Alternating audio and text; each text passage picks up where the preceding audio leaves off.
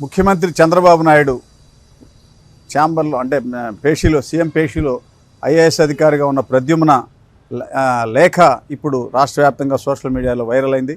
ప్రధానంగా వైకాపాకు చెందినటువంటి న్యాయవాది జనార్దన్ రెడ్డికి ఈయన ఒక లేఖ సిఫార్సు లేఖ ఇచ్చారు. టీటీడీలో తిరుపతి దేవస్థానం సంబంధించినటువంటి లేఖ. ఆ లేఖ ద్వారా ఆయన తిరుమల తిరుపతి దేవస్థానానికి ఆలయ ప్రవేశానికి వెళ్ళారు. ఇది ఇప్పుడు సోషల్ మీడియాలో వైరల్ అయింది. ఐఏఎస్ అధికారి ప్రద్యుమ్నను ఒక 2 వారాల క్రితం చంద్రబాబు నాయుడు సీఎం కార్యదర్శిగా ఎంపిక చేశారు. దాంతో రాష్ట్ర వ్యాప్తంగా సోషల్ మీడియాలో తెలుగుదేశం పార్టీకి చెందినటువంటి కార్యకర్తలు నాయకులు కూడా తీవ్రంగా దీని మీద వ్యతిరేకించారు. ప్రధానంగా 5 ఏళ్ల పాటు జగన్ హయాంలో ప్రద్యుమ్న R&B మార్కెటింగ్ శాఖ ఇతర శాఖల్లో పనిచేసి జగన్ ప్రభుత్వానికి అంటగాగారు అని చెప్పినటువంటి ఆరోపణలు ఉన్నాయి. ఆయన సతీమణి న్యాయవాదిగా ఉండి వైకాపా లీగల్ సెల్ విభాగంలో పనిచేసి అప్పటి ముఖ్యమంత్రి జగన్తో ఉన్న ఫోటోలు కూడా సోషల్ మీడియాలో వైరల్ అయింది. అయినా కూడా ప్రద్యుమ్నను నేరుగా ఈ సీఎం పేషీ తీసుకోవడం మీద తెలుగుదేశం కార్యకర్తలు తీవ్ర మనస్తాపానికి గురై దాని మీద సోషల్ మీడియాలో పెట్టారు. దీనికి మద్దతు ఇస్తా ఈరోజు ఆయన ప్రద్యుమ్న వైకాపాకి చెందినటువంటి న్యాయవాది పెద్దిరెడ్డి రామచంద్రారెడ్డి న్యాయవాది, ఆయన హైకోర్టులో ప్రభుత్వ న్యాయవాదిగా మొన్నదాకున్నారు. ఆయనకు సిఫార్సు లేఖ ఇవ్వటం ఇప్పుడు చర్చనీయాంశమైంది. మరి ముఖ్యమంత్రి కార్యాలయం నుంచి వైకాపా న్యాయవాదికి సిఫార్సు లేఖ ఎలా ఇస్తారని చెప్పనే లేఖ కూడా సోషల్ మీడియాలో ఇప్పుడు వైరల్ అయింది. దీన్ని అందరూ ఇప్పుడు తప్పుపడుతూ ఉన్నారు. అయితే ఆయన ముఖ్యమంత్రి కార్యాలయ అధికారిగా ఒక న్యాయవాదిగా ఇచ్చారు, ఇది ఏ విధంగా తప్పని కొంతమంది అంటున్నారు. అయితే గతంలో ప్రద్యుమ్న చిత్తూరు జిల్లాలో కలెక్టర్గా పనిచేశారు. ఆ సమయంలో అక్కడ పెద్దిరెడ్డి రామచంద్రారెడ్డి ఇతర వైకాపా నేతలతో కూడా పరిచయాలు ఉన్నాయి. ఆ పరిచయాన్ని దృష్టిలో ఉంచుకొని లేఖ ఇవ్వడం తప్పేందని కొంతమంది అంటంగా అని కామెంట్ చేస్తూ ఉన్నారు. కరెక్ట్గా తెలుగుదేశం పార్టీ అధికారంలోకి వచ్చిన తర్వాత కూడా జగన్కు సంబంధించి సుప్రీంకోర్టు హైకోర్టులో ఉన్నటువంటి కేసులు వాదించినందుకు ప్రద్యుమ్న ఈ న్యాయవాదులకి డబ్బు కూడా విడుదల చేశారు. R&Bలో కీలక పాత్ర వహించినటువంటి ప్రద్యుమ్న అప్పటి ముఖ్యమంత్రి జగన్ తాడేపల్లి ప్యాలెస్కు నిబంధనలకు విరుద్ధంగా నిధులు విడుదల చేశారని చెప్పి ఆరోపణలు ఉన్నాయి. ఇటువంటి వివాదాస్పదమైన అభ్యర్థి ప్రద్యుమ్నను సీఎం పేషీలోకి ఎలా తీసుకున్నారని చెప్పని తెలుగుదేశం కార్యకర్తలు తీవ్ర మనస్తాపంతో సోషల్ మీడియాలో పోస్టులు కూడా పెట్టారు.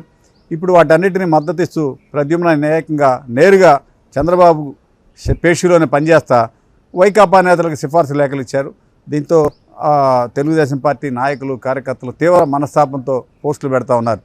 ఆయన మార్కెటింగ్ శాఖ కమిషనర్గా పనిచేశారు ప్రద్యుమ్న.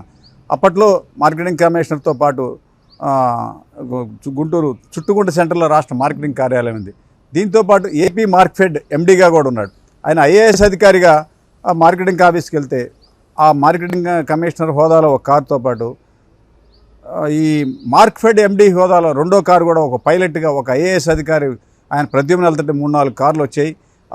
అసలు అంతా కూడా అప్పట్లో పత్రికలు కూడా పూర్తిగా దాన్ని వక్రీకరిస్తూ వ్యంగ్యంగా కూడా పత్రికలు రాసినాయి. అయినా కూడా ఎటువంటి ఆయన పట్టించుకోలేదు. రైతులకు సంబంధించినటువంటి సుమారు 5-6 కోట్ల రూపాయల నిధులు మార్కెటింగ్ శాఖలో ఉంటే చుట్టుకుంట సెంటర్లోనే ఆ పార్టీ రాష్ట్ర కార్యాలయాన్ని పెద్ద సుమారుగా 1 కోటి రూపాయలు పెట్టి మీటింగ్ హాలు, ప్రతి అధికారి ఛాంబర్లో కూడా పెద్ద టీవీలు పెట్టి ఆ డబ్బంతా కూడా రైతుల డబ్బంతా విచ్చలవిడిగా ఖర్చు పెట్టేశారు. ఆ విధంగా తనకు అనుకూలమైనటువంటి ఒక వ్యవస్థని ఏర్పాటు చేశారు. తన ఇంట్లో కూడా ఇంట్లో పనిచేసే పని మనుషులకి కూడా ప్రభుత్వ కార్యాలయం నుంచి డబ్బులు ఇప్పించారు అనేటువంటి ఆరోపణలు కూడా ఉన్నాయి. ఇన్ని ఆరోపణలు ఉన్నటువంటి వివాదాస్పదమైనటువంటి వ్యక్తి ప్రద్యుమ్నను సీఎం పేషీలోకి ఎలా తీసుకున్నారు అని చెప్పని కూడా అనేక మంది నిందించారు. వాటన్నిటిని కూడా సోషల్ మీడియాలో వచ్చినాయి. ఇప్పుడు ఈ 2 రోజుల క్రితం ఆయన ఇచ్చిన సిఫార్సు లేఖ ఇప్పుడు సోషల్ మీడియాలో పూర్తిగా వైరల్ అవుతూ ఉంది. ప్రద్యుమ్న లేఖతో చంద్రబాబు ఛాంబర్ నుంచి వైకాపా నేతలకు సిఫార్సు లేఖలు వెళ్ళాయని చెప్పని పెద్ద ఎత్తున ఆరోపణలు వస్తున్నాయి. ఈ ఆరోపణలకి ఇప్పుడు ఐఏఎస్ అధికారి ప్రద్యుమ్న సమాధానం చెప్పే పరిస్థితిలో లేరు. ఆయన సతీమణి కూడా వైకాపా లీగల్ సెల్లో కీలకమైన పాత్ర ఉంది. ముఖ్యమంత్రి జగన్ లా నేస్తం పేరుతో బటన్ నొక్కి డబ్బులు విడుదల చేసే కార్యక్రమంలో ఆయన సతీమణి జగన్ పక్కనే ఉండి లా నేస్తం విడుదలలో కూడా కీలక పాత్ర వహించారు. అటువంటి అధికారిని సీఎం పేషీలోకి ఎలా తీసుకున్నారు అని చెప్పని టీడీపీ నాయకులు కార్యకర్తలు ఇవాళ అధిష్టాన వర్గాన్ని ఆ పార్టీ నేతలను నిందిస్తూ ఉన్నారు.